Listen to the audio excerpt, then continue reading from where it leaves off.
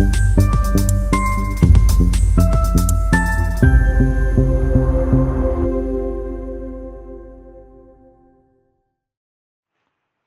जिलाधिकारी कार्यालय के सामने सुबह 11 बजे हजारों महिलाओं का विशाल धरना प्रदर्शन रहा, जिसमें मुख्य मांगों में महाराष्ट्र के लोक संचालित साधन केंद्र माध्यम से हजारों महिलाओं ने इन्होंने विभिन्न मांगों हेतु मोर्चे का आयोजन किया, जिसमें किसान वेतन कायदा पीएफ लागू होते सभी कायम स्वरूप से काम करके नहीं दिया। 5 से 8 महीने से वेतन नहीं हुआ, इससे महिलाओं को भूखे मरने की नौबत आ गई है।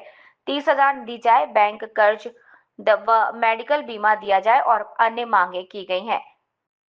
महामंडळ अंतर्गत 3 जिल्ह्यांमध्ये MSRLMचं काम सुरू आहे आणि या 3 जिल्ह्यांमध्ये गोंदिया जिल्ह्यामध्ये पण 2 तालुक्यांमध्ये MSRLMचं काम सुरू आहे। ते एक सालेकसा आणि तिरोडा 2013 पासून उमेद अभियाना अंतर्गत MSRLM अंतर्गत आम्ही माविममध्ये काम करीत आहोत, परंतु उमेदच्या कर्मचाऱ्यांना ज्या योजना किंवा जो निधी त्यांना मिळतो आहे तो आम्ही त्या निधीपासून आम्ही वंचित आहोत। काम आमच्याकडून उमेदचं पण केलं जाते आणि माविमचं पण काम आमच्याकडून केलं जाते, पण जो निधीचा फरक आहे तो आम्हाला आहे। आम्हाला आजपर्यंत जो निधीचा आहे तर 100% निधी आम्हाला अभियानाकडून मिळत नाही। जो आम्हाला स्वतः कमवून 60% निधी आम्हाला स्वतः कमवून त्याच्यातलं मानधन आम्हाला घ्यावं लागत आहे। आमच्या सीआरपींना जो 6,000 रुपये मानधन मिळत आहे ते 6,000 रुपये मानधन हे 3,000 अभियान देत आहे, तर आम्हाला 6,000 रुपये मानधन हे अभियानातून पाहिजे आहे। सीआरपींच्या मानधनाकरिता संपूर्ण 100% निधी आम्हाला अभियानातून पाहिजे आहे। त्याचबरोबर आम्हाला आमचे लोकसंचालित साधन केंद्र चालवायसाठी शासनाकडून आम्हाला निधी पाहिजे आहे, व्यवस्थापन खर्च पाहिजे आहे। दिवसेंदिवस महागाई वाढत आहे आणि सीएमआरसीचं उत्पन्न पाहिजे त्या प्रमाणात होत नाही, त्यामुळे सीएमआरसीला चालवायसाठी सीएमआरसीचा व्यवस्थापन खर्च हा आम्हाला अभियानाकडून पाहिजे आहे।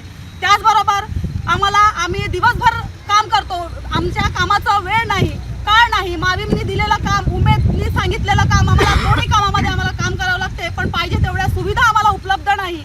आम्हाला डीए पाहिजे आहे, आम्हाला भविष्य निर्वाह निधी पाहिजे आहे, आम्हाला मेडिकल पाहिजे आहे, आम्हाला विमा पाहिजे आहे, अशा अनेक निधी आम्हाला पाहिजे आहे। असा उमेद आणि माविमध्ये जो फरक आहे तो त्यांना काम आमच्याकडून सारखं केलं जाते, पण आम्हाला न्याय सारखं मिळालेला नाही, तर तो आम्हाला न्याय मिळाला पाहिजे। ही मागणी ही आमची मागणी आहे। करता सीएमआरसी चालवण्याकरता आम्ही एका सीएमआरसी मध्ये कमीत कमी 10 ते 15 कर्मचारी आहेत। त्या कर्मचाऱ्याचं मानधन हा खूप कमी प्रमाणात आहे। आम्ही सीआरपी कॅडरला फक्त 500 रुपये मानधन देतो आणि आजच्या कालावधीमध्ये 500 रुपये मानधन म्हणजे हा नथिंग आहे, नाहीचे बरोबर आहे। तिचा घरही नाही चालू शकत, तिला फक्त मोबाईल खर्च त्याच्यामध्ये होतो। त्याकरिता आम्हाला सीएमआरसीला 25 लाख रुपये आम्हाला शासनाने निधी उपलब्ध करून द्यावा। त्याचप्रमाणे आम्ही जसं उमेद आणि माविम हे 2 महिला सक्षमीकरणाचे काम करत आहेत, तर महिलांचं सक्षमीकरण दोन्ही यंत्रणांमधून होत आहे, तर त्यामध्ये एका यंत्रणेला भरपूर पैसा आणि एका यंत्रणेला 0, तर हा जो 0चा प्रमाण आहे यामध्ये दुजाभाव झाला नाही पाहिजे आणि दोन्ही यंत्रणा हा या शासनाच्या सारख्या स्तरावर चालले पाहिजे। कारण जे उमेद काम करते ते माविमचे कर्मचारी सुद्धा काम करतात, जे सीएलएफच्या याच्यामध्ये काम होते ते आपण तालुक्यामध्ये काम करतो, तर मानधनामध्ये सर्वांचे मानधन सारखे पाहिजे।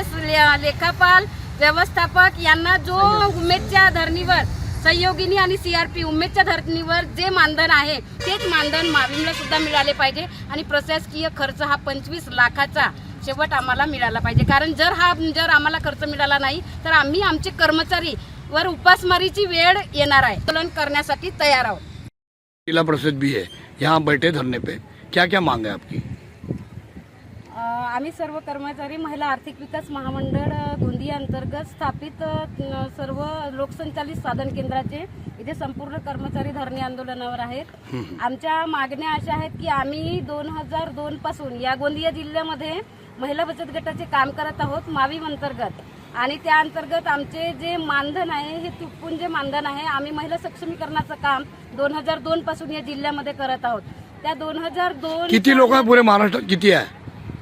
अजून महाराष्ट्रामध्ये एकूण लोकसंचालित साधन केंद्र 315 लोकसंचालित साधन आहे, लोकसंचालित साधन केंद्र आहे। अख्ख्या महाराष्ट्रात 48 लाख महिलांचे सक्षमीकरण करण्याचं काम आमच्या हातात आहे आणि आम्ही सगळे हे लोक करत आहोत आणि आम्ही 2002 पासून हे सगळे कार्य करत आहोत आणि महिलांना आमच्या मार्गदर्शनाखाली खूप साऱ्या महिलांचं आम्ही गावागावातील महिलांचं म्हणजे चांगल्या पद्धतीने त्यांचं सक्षमीकरण केलेलं आहे। आज गावातली महिला आमची गोंदियापर्यंत यायला लागली, जी घरातून बाहेर नाही निघत होती। पण हे सगळं करत असताना आमच्या कर्मचाऱ्यावर शासनाचं एकदम लक्ष नाही, त्यांनी आमच्याकडे दुर्लक्ष केलेलं आहे म्हणून आम्ही आज हे धरणे आंदोलन भारतीय मजदूर संघाच्या मार्गदर्शनाखाली आम्ही इथे आज धरणे आंदोलन केलं आहे की आमच्या शासनाने आमच्या मागणी